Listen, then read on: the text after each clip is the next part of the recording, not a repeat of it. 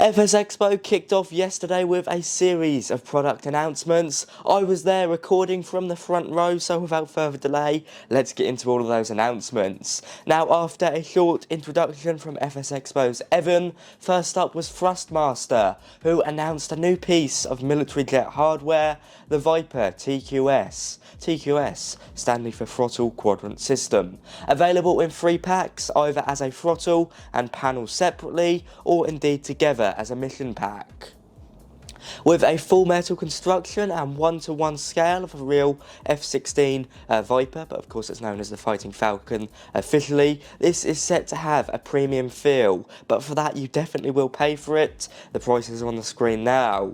Now, it seems to be a perfect bit of kit for all of those who enjoy flying the F-16C on DCS and indeed fighter jets on Microsoft Flight Sim or X-Plane. Thrustmaster supposedly have something else under their sleeve that we announced shortly, but behind closed doors, so we will have to wait for that one. Now, next up, Fast Cow Simulations announced and previewed their Cicare 8, an upcoming high-fidelity rendition of the 2-seater ultralight helicopter, which looks to be coming soon and is officially licensed by their real-world manufacturer.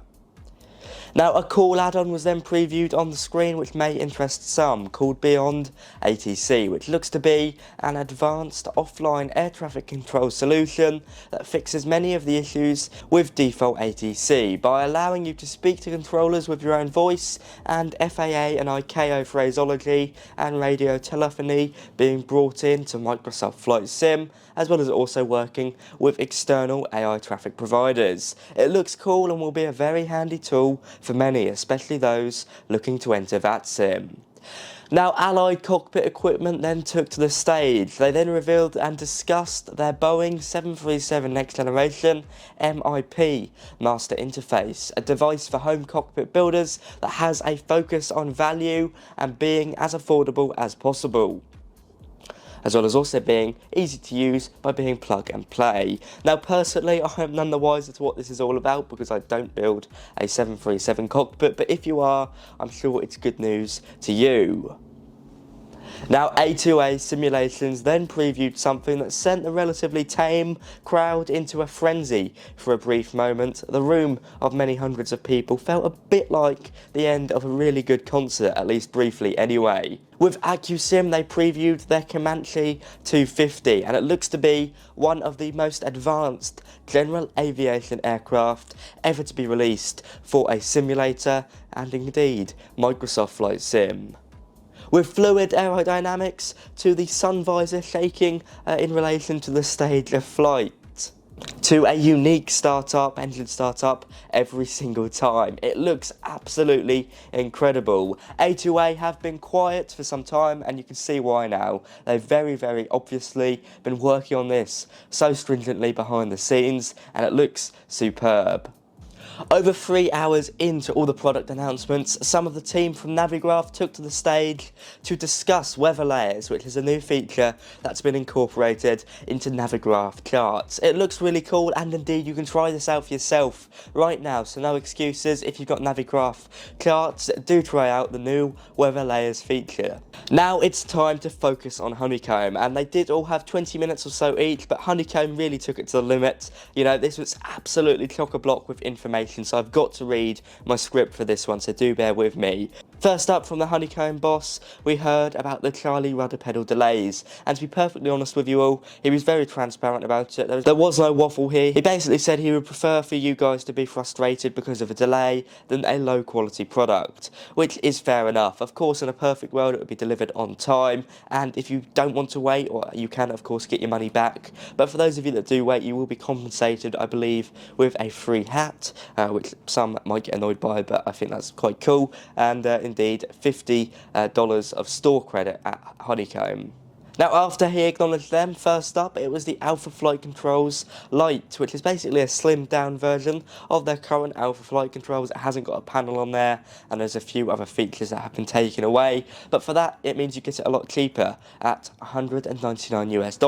So I think that's a very good way of making flight simulation more affordable. On the flip side of that, the Honeycomb Alpha Flight Controls Pro was announced, which works for both PC and Xbox and has a variety of new features such as an improved hall sensor, and indeed a spring-loaded engine starter key, which I think is pretty cool. There is also an incoming Boeing and Airbus flap accessory product for the Bravo throttle quadrant, which comes in double digits in terms of price and basically allows you to replicate all current Boeing and Airbus airliners on the Bravo throttle quadrant in terms of how the flaps are all set up.